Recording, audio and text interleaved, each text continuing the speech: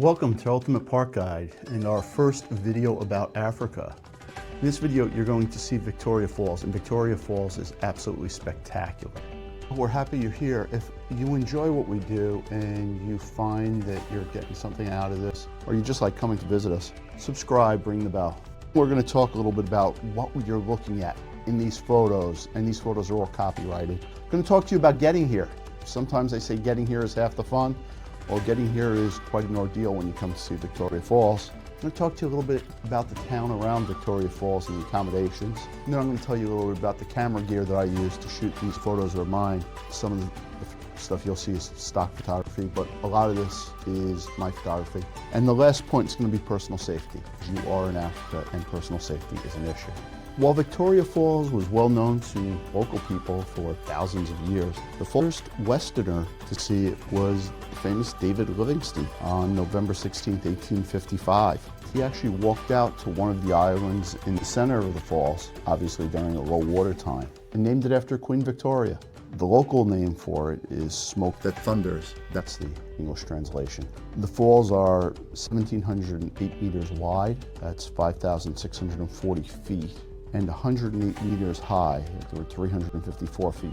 The variance in water is incredible. At high water, you can't see the face of the falls. At low water, almost half of the face is dry. The mist rises to 1,300 feet, and you can go double that in times of high flow. Our hotel was probably 1.5 miles, 2 miles away, and we could see the mist from our hotel.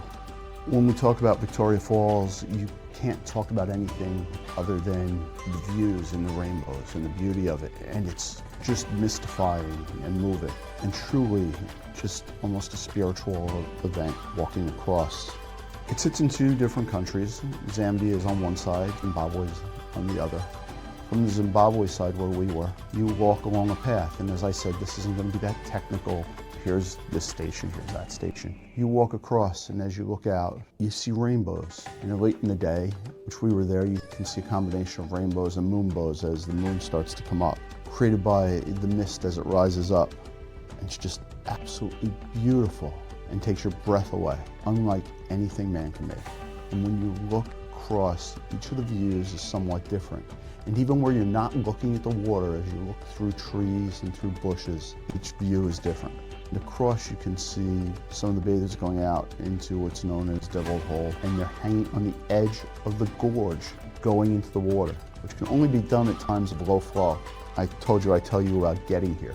Everybody we talked to had come from South Africa, and they were either coming from Kruger National Park when they were flying in, or doing what we did, and we flew in from Johannesburg. It was a long trip because people had flown from somewhere else and gone to Kruger and made the trip into Kruger, which was a trip from probably Europe or the United States or somewhere else, and had gone on safari in Kruger. Or they were coming into Johannesburg and were on their way to a safari somewhere else and taking a long flight, and were flying another 2 hours to get to Zimbabwe. Customs was very friendly. You were then flying another 2 hours to get here. Probably spending 1.5 hours to 2 hours to get through the walk to view the falls. So it's a fairly lengthy process. Those who wanted to go down to the gorge were going down a fairly steep set of stairs, which could be slippery since there was still a fair amount of spray, and we were there at a fairly low time of the year for water flow. As far as accommodations, we stayed at a hotel called La La Lodge, which, as I said, we could see the spray from. It was fine. My cameras and the images you're seeing, I was shooting a Nikon Z7 and a Nikon Z8 and using a 7200 f2.8 lens and a 14 to 28 millimeters or f2.8. I do want to touch on the issue of personal safety. This is Africa. By Western standards, income is extremely low. In 2022, in US dollars, the per capita income in Zimbabwe was $1,677. It is important to be aware of your surroundings, have situational awareness. We visited Victoria Falls on a guided tour. There was one guide at the front of the group, one guide at the back of the group, and they made sure that everyone stayed between the two guides.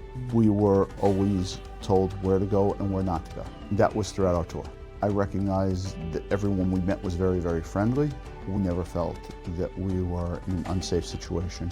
However, I felt that it was important to mention you are in a country where there's an extremely low per capita income, and people should be aware of where they are.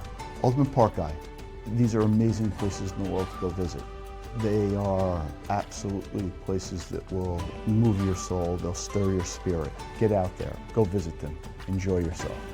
If you like what we show you, if you're enjoying it, subscribe, ring the bell.